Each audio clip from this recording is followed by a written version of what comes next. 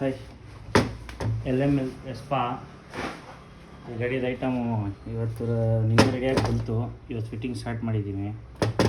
Magnet charge ಆಗಿತ್ತು, charging ಕೊಟ್ಟಿದ್ದು, charge ಕಮ್ಮಿ ಇತ್ತು ಮ್ಯಾಗ್ನೆಟ್ ಪವರು. ಆಮೇಲೆ ಮ್ಯಾಗ್ನೆಟ್ ಕಾಯಿಲಲ್ಲಿ ಸ್ಟಾರ್ಟಿಂಗ್ ಕಾಯಿಲ್, ಪಿಕಪ್ ಕಾಯಿಲ್ ಎರಡೂ ಹೋಗಿತ್ತು, ಎರಡೂ ಮಾಡಿಸಿನಿ. ಆಮೇಲೆ ಲೈಟಿಂಗ್ ವೈಂಡಿಂಗ್ ಹೆವಿನೇ ಇದೆ, ಅದರಿಂದ ಇದೇನು ಮಾಡ್ಸೋಕ್ಕೆ ಹೋಗಿಲ್ಲ.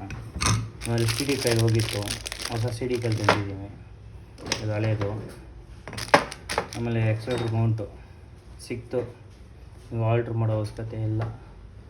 ಆಮೇಲೆ ಗಾಡೀಲಿ ಬಂದು ಈ ಥರ ಡಿಸೈನ್ ಇತ್ತು. ಗಾಡಿಯವರು ಈ ಐಟಮ್ಗಳು ಸ್ವಲ್ಪ ಗಾಡಿಯವರು ತಂದಿದ್ರು, ಇದು ಫಿಟ್ ಆಗೋಲ್ಲ, ಮತ್ತು ಇದು ಹುಡುಕಿ ತಂದಿದ್ದಾಯಿತು. ಆಮೇಲೆ ಟೈಲ್ ಲ್ಯಾಂಪ್ ಅಸೆಂಬ್ಲಿ ಫಿಟ್ ಮಾಡೋ ಹೊಡೆದೋಯ್ತಂತೆ, ಅದಕ್ಕೆ ಹೊಸ ತಂದಿದ್ದೀನಿ, ಅದು ಫಿಟ್ ಮಾಡಬೇಕು.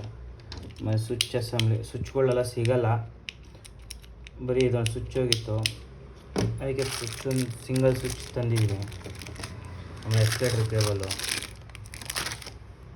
ಆಮೇಲೆ ಲಿವರು, ಈ ಲಿವರು. ಆಮೇಲೆ ವೈರಿಂಗ್ ಕಿಟ್ ನೋಡಿ, ಈ ಗಾಡಿಗೆ ಎಷ್ಟು ವೈರಿಂಗ್ ಬರ್ತದೆ.